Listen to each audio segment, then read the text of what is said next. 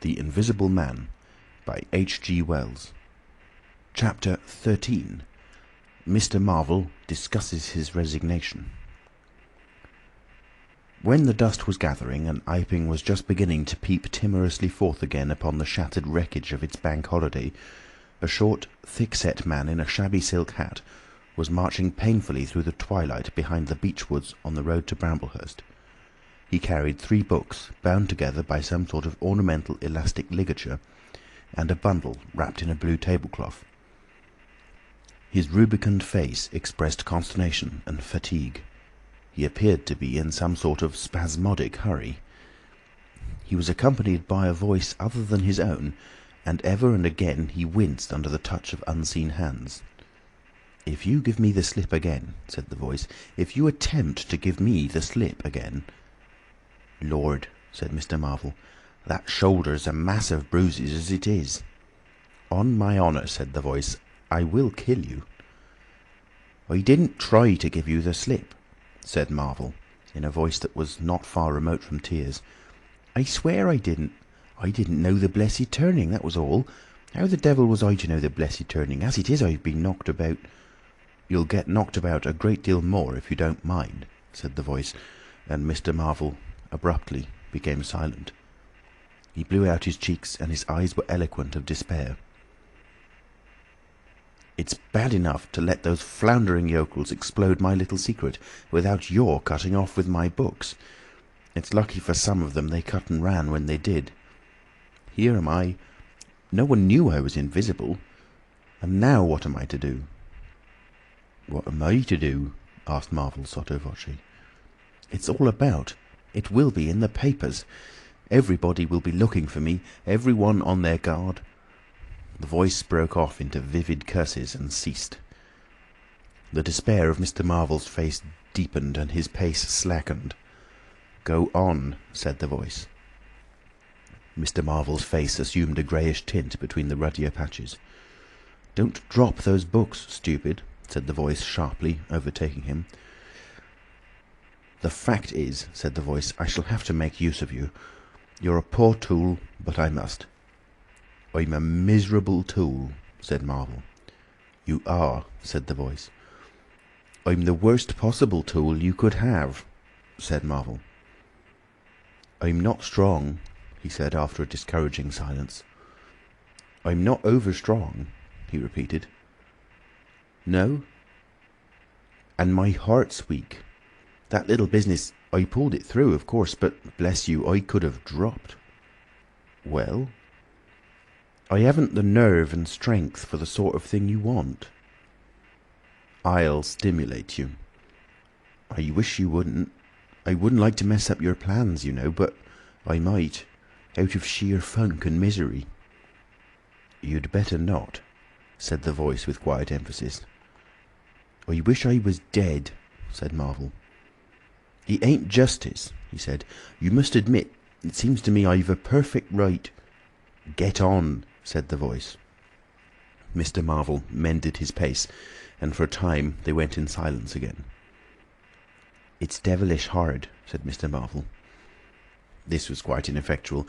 He tried another tack. "What do I make by it?" he began again, in a tone of unendurable wrong. "Oh, shut up!" said the voice, with sudden amazing vigour. "I'll see to you all right. You do what you're told. You'll do it all right. You're a fool and all that, but you'll do. I tell you, sir, I'm not the man for it. Respectfully, but it is so." "If you don't shut up, I shall twist your wrist again," said the Invisible Man. "I want to think." Presently 2 oblongs of yellow light appeared through the trees, and the square tower of a church loomed through the gloaming.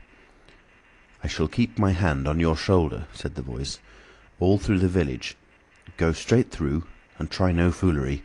It'll be the worse for you if you do." "I know that," sighed Mr. Marvel. "I know all that." The unhappy-looking figure in the obsolete silk hat passed up the street of the little village with his burdens, and vanished into the gathering darkness beyond the lights of the windows. Chapter 14. At Port Stowe. 10 o'clock the next morning found Mr. Marvel, unshaven, dirty and travel-stained, sitting with the books beside him and his hands deep in his pockets, looking very weary, nervous and uncomfortable, and inflating his cheeks at infrequent intervals, on the bench outside a little inn on the outskirts of Port Stowe. Beside him were the books, but now they were tied with string. The bundle had been abandoned in the pine woods beyond Bramblehurst, in accordance with a change of plans in the Invisible Man.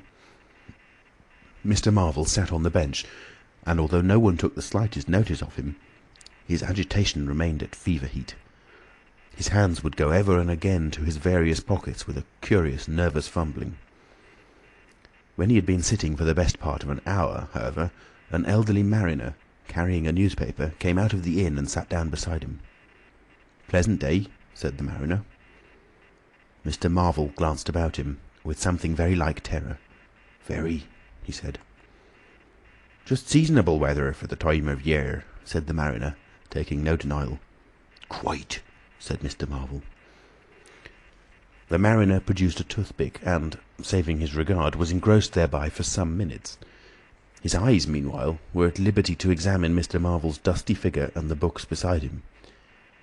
As he had approached Mr. Marvel, he had heard a sound like the dropping of coins into a pocket. He was struck by the contrast of Mr. Marvel's appearance with this sudden suggestion of opulence.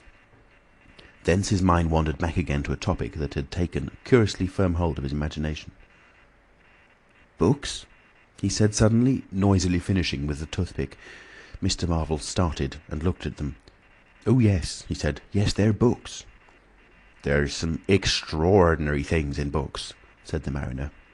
"I believe you," said Mr. Marvel. "And some extraordinary things out of them," said the mariner.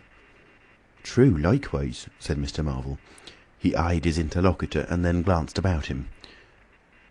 "There's some extraordinary things in newspapers, for example," said the mariner.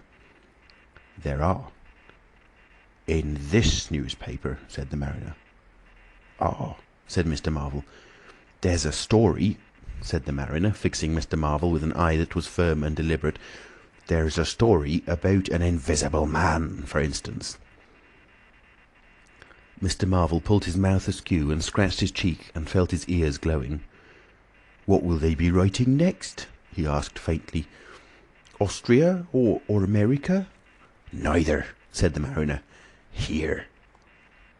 "Lord," said Mr. Marvel, starting.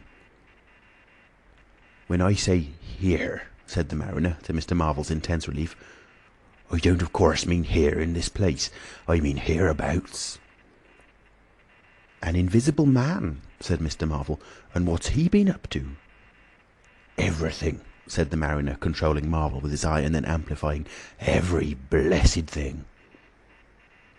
"I ain't seen a paper these 4 days," said Marvel. "Iping's the place he started at," said the mariner. "Indeed," said Mr. Marvel. "He started there, and where he came from nobody don't seem to know. Here it is, peculiar story from Iping. And it says in this paper that the evidence is extraordinary strong. Extraordinary." "Lord," said Mr. Marvel. "But then it's an extraordinary story. There's a clergyman and a medical gent witnesses. Saw him all right and proper. At leastways didn't see him. He was staying, it says, at the Coach and Horses. And don't no one seem to be aware of his misfortune. Aware of his misfortune, it says, until in an altercation at the inn, it says, his bandages on his head was torn off. It was then observed that his head was invisible. Attempts were at once made to secure him, but casting off his garments, it says, he succeeded in escaping, but not until after a desperate struggle in which he had inflicted serious injuries, it says, on our worthy and able constable, Mr. J. A. Jaffers. Pretty straight story, eh? Names and everything." "Lord," said Mr. Marvel, looking nervously about him, trying to count the money in his pockets by his unaided sense of touch, and full of a strange and novel idea. "It sounds most astonishing." "Don't it? Extraordinary, I call it. Never heard tell of invisible men before, I haven't, but nowadays one hears such a lot of extraordinary things that—" "That all he did?" asked Marvel, trying to seem at his ease. "It's enough, ain't it?" said the mariner. "Didn't go back by any chance?" asked Marvel. "Just escaped and that's all, eh?" "All?" said the mariner. "Why, ain't it enough?" "Quite enough," said Marvel. "I should think it was enough," said the mariner. "I should think it was enough." "He didn't have any pals? It don't say he had any pals, does it?" asked Mr. Marvel, anxious. "Ain't one of a sort enough for you?" asked the mariner. "No, thank heaven, as one say, he didn't." He nodded his head slowly. "It makes me regular uncomfortable, the bare thought of that chap running about the country. He is at present at large, and from certain evidence it is supposed that he has took, I suppose they mean, the road to Port Stowe. You see, we're right in it. None of your American wonders this time, and just think of the things he might do. Where'd you be if he took a drop over and above and had a fancy to go for you? Supposing he wants to rob, who can prevent him? He can trespass, he can burgle, he could walk through the cordon of a policeman as easy as me, or you could give the slip to a blind man. Easier, for these here blind chaps hear uncommon sharp, I'm told. And wherever there was liquor, he fancied." "He's got a tremendous advantage, certainly," said Mr. Marvel. "And, well, you're right," said the mariner. "He has." All of this time Mr. Marvel had been glancing about him intently, listening for faint footfalls, trying to detect imperceptible movements. He seemed on the point of some great resolution. He coughed behind his hand. He looked about him again, listened, bent towards the mariner, and lowered his voice. "The fact of it is, I happen to know just a thing or two about this invisible man from private sources." "Oh," said the mariner, interested. "You?" "Yes," said Mr. Marvel. "Me." "Indeed," said the mariner. "And may I ask—" "You will be astonished," said Mr. Marvel behind his hand. "It's tremendous." "Indeed," said the mariner. "The fact is," began Mr. Marvel eagerly in a confidential undertone. Suddenly his expression changed marvellously. "Ow!" he said. He rose stiffly in his seat. His face was eloquent of physical suffering.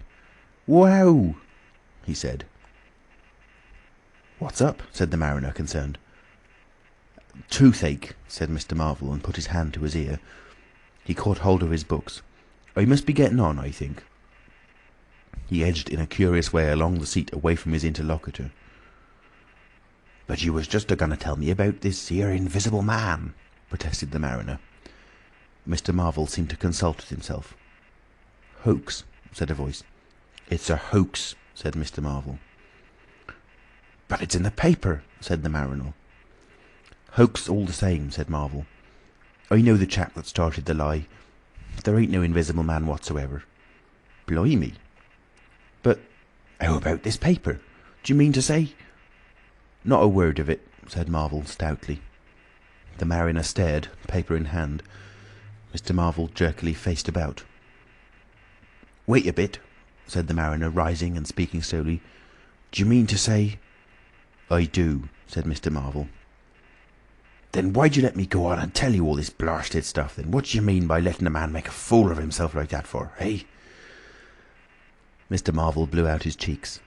The mariner was suddenly very red indeed. He clenched his hands.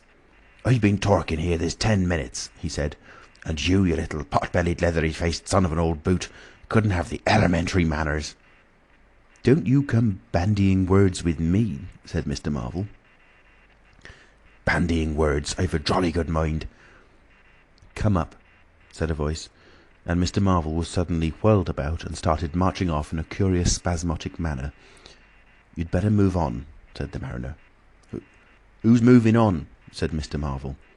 He was receding obliquely with a curious hurrying gait, with occasional violent jerks forward. Some way along the road he began a muttered monologue, protests and recriminations. "Silly devil," said the mariner, legs wide apart, elbows akimbo, watching the receding figure. "I'll show you, you silly ass. Hoaxing me. It's here, on the paper." Mr. Marvel retorted incoherently, and, receding, was hidden by a bend in the road, but the mariner still stood magnificent in the midst of the way until the approach of a butcher's cart dislodged him. Then he turned himself towards Portstowe. "Full of extraordinary asses," he said softly to himself. "Just take me down a bit. That was his silly game. It's on the paper." And there was another extraordinary thing he was presently to hear that had happened quite close to him, and that was a vision of a fistful of money, no less, travelling without visible agency along by the wall at the corner of St. Michael's Lane.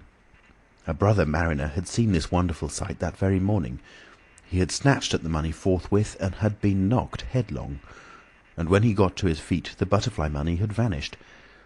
Our mariner was in the mood to believe anything, he declared, but that was a bit too stiff. Afterwards, however, he began to think things over.